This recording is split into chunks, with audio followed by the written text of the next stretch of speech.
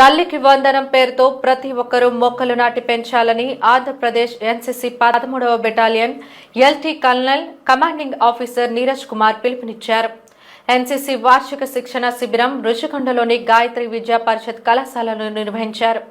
ఈ కార్యక్రమంలో green climate team NGO నేతృత్వంలో మొక్కలు నాటిన అనంతరం ఆయన మాట్లాడారు.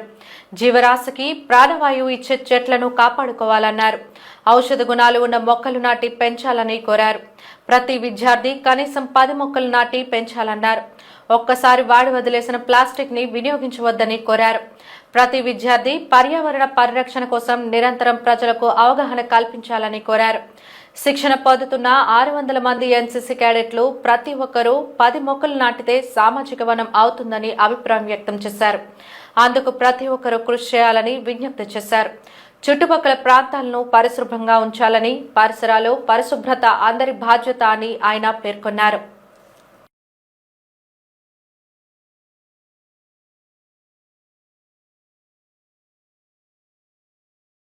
పర్యావరణ పరిరక్షణ మన బాధ్యత. అందుకే అందరూ మొక్కలు నాటాలి. ప్రతి ఒక్కరు పుట్టినరోజు ఏదైనా ఒక మొక్కను నాటి వాటికి రోజు వాటర్ పోస్తూ ఉండాలి.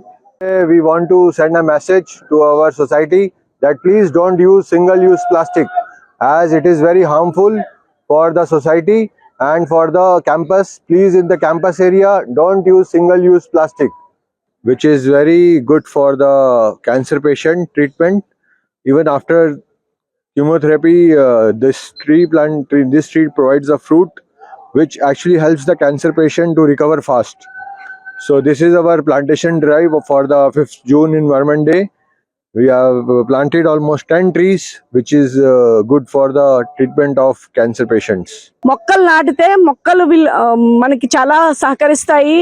గ్రీన్ ఏరియా అని చెప్పేసి పర్యావరణ పరిరక్షణ వల్ల మన ఆరోగ్యం కూడా కుదుటపడుతుంది. సంతోషంగా ఉంటాము, సుఖంగా ఉంటాము. పర్యావరణం లేకపోవడం వల్ల, పొల్యూషన్ ఎక్కువైపోవడం వల్ల మన లైఫ్లో కూడా చాలా ఇబ్బంది పడుతున్నామండి. చాలా ప్రాబ్లమ్స్ ఫేస్ చేస్తున్నాము. సో ప్రతి ఒక్కరు ఒక మొక్కను నాటాలి. వాళ్ళ బర్త్డే రోజు, వెడ్డింగ్ యానివర్సరీ అప్పుడు వాళ్ళు తీసుకోవాల్సిన నిర్ణయం ఏంటంటే ఒక మొక్క నాటి అది భవిష్యత్తుకి పునాదులు వేయాలని కోరుకుంటున్నారండి.